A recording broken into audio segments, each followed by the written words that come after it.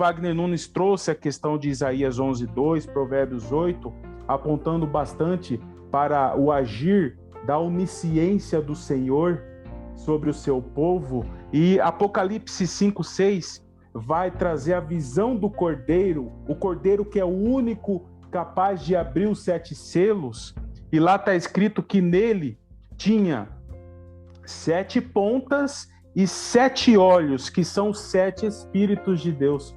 O irmão Wagner Nunes trouxe aqui as características da onisciência do Senhor, né? E as 7 pontas, nas Escrituras, a gente interpreta como poder, autoridade, ou seja, o exercício da onipotência do Senhor sobre o seu povo. E os olhos do Senhor, né? Deus enxergando tudo nos 4 cantos desta terra, a gente vê a característica da onipresença do Senhor sobre o mundo. A gente percebe, então, os 7 Espíritos de Deus como onisciência, onipotência e onipresença de Deus sobre a terra, agindo sobre o seu povo. E olhando essa característica dos olhos, dos 7 olhos, a gente encontra Zacarias 4, né? Uma passagem muito rica, né? Não vou trazer toda a questão, você lê na sua casa, medita, porque é uma visão muito importante para o entendimento de cada um de nós, porque é mensagem para os últimos dias, mensagem para as 2 testemunhas.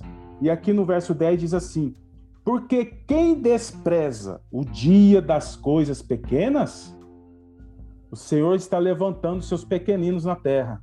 Amém? Pois esse se alegrará, vendo o prumo na mão de Zorobabel, figura de Jesus aqui. São estes os 7 olhos do Senhor que discorrem por toda a terra. Então o Senhor está agindo de forma plena, com onisciência, com onipresença e com onipotência, poder e autoridade que será derramado sobre as 2 testemunhas. Amém? Amém. Amém, amém, João Ricardo.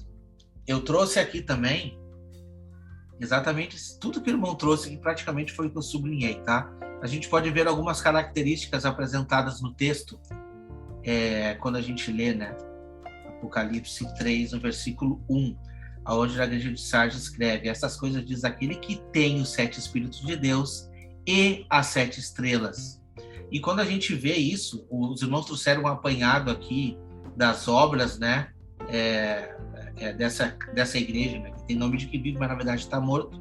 E eu quero trazer a respeito da identificação, que a gente sabe que é Jesus Cristo, né? Eu separei aqui esses pontos que o irmão Ricardo trouxe: 7 lâmpadas, 7 olhos e 7 pontas. Muito bem trazido, tá? Deixei separado aqui. A primeira colocação que a gente vê no Apocalipse está lá em Apocalipse 1:4, que diz assim: João às 7 igrejas que se encontram na Ásia, graça e paz a vós outros, da parte daquele que é, que era e que há de vir, e da parte dos 7 espíritos que se acham diante do seu trono. E a gente vê a referência de quem são esses 7 espíritos, que é a ação do Senhor Jesus Cristo juntamente com Deus. 7 espíritos. A gente pode ver em Apocalipse 4, no versículo 5, dizer assim: do trono saem relâmpagos, vozes e trovões, e diante do trono ardem as 7 tochas de fogo, que são os 7 Espíritos de Deus. Quem estará ardendo como tochas de fogo nos últimos dias, irmão Wagner? É evidente que é a igreja. Amém. Unida juntamente. Por isso a representação que o irmão trouxe no último vídeo da menorá, né, contendo ali essas 7 lâmpadas acesas. Significa o quê? Os olhos do Senhor diante ao povo de toda a terra. O irmão não trouxe, mas, irmão, desculpa, esse texto ele é muito importante. Eu preciso ler Zacarias 4. Eu separei porque a conexão é tremenda. Infelizmente, as igrejas de hoje em dia não abrem muitos profetas para trazer, mas se abrisse, eles iam ter a revelação profunda do livro de Apocalipse, né? Porque assim, olha, presta atenção quem são esses 7 olhos, esses 7 espíritos do Senhor. 4, versículo 1. Tornou o anjo que falava comigo e me despertou como a um homem que é despertado do seu sono. Olha só que interessante já essa informação de cara. A gente podia fazer um episódio só para tratar desse capítulo, né? Desperta, tu que dorme. É ou não é? Aham. E me perguntou, o que vês? Respondi, olho e eis um candelabro todo de ouro. O que ele está enxergando? Exatamente a visão que João teve. Exatamente. Olho e vejo um candelabro todo de ouro, um vaso de azeite em cima, com as suas 7 lâmpadas, os 7 tubos, e para cada uma das lâmpadas que estão em cima do candelabro. Junto a este, o que nós temos lá? 2 oliveiras. Uma à direita do vaso de azeite e a outra à sua esquerda.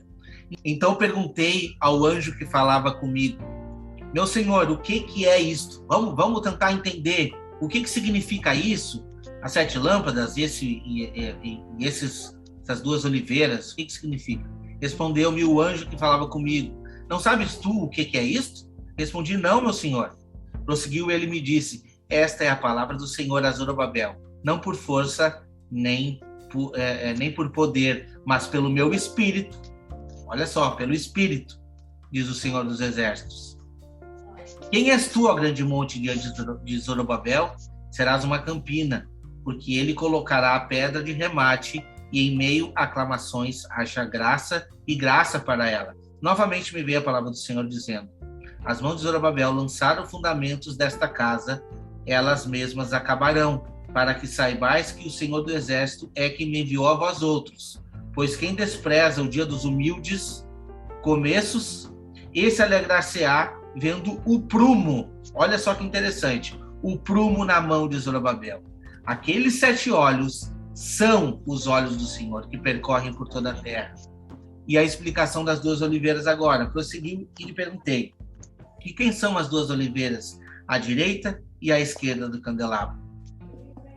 Tornando a falar, lhe perguntei, eis que são aqueles 2 raminhos de oliveira que estão junto aos 2 tubos de ouro, que vertem de si azeite dourado. E me respondeu, não sabes o que é isto? Eu disse, não, meu senhor. Então ele disse, são os 2 ungidos que assistem junto ao Senhor de toda a terra. Então é muito importante entender exatamente o que o irmão Ricardo trouxe da menorá, daquelas 2 cartas, as 2 igrejas que não estão contaminadas. São uma representação, né? É uma representação dos olhos do Senhor perante a toda a terra. Toda a terra. Amém. Essa é a representação. E quem são esses 2 ungidos? Apocalipse 11, nós iremos chegar lá. Talvez demore um pouquinho para chegarmos lá, porque a gente está fazendo um estudo minucioso, mas é a representação. As 2 oliveiras são as 2 testemunhas que irão se levantar nos últimos dias. Então, resumo e resposta um pouco, se eu tivesse que responder isso, quem é que está se tratando aqui no versículo 1? A igreja, juntamente com Cristo. Amém.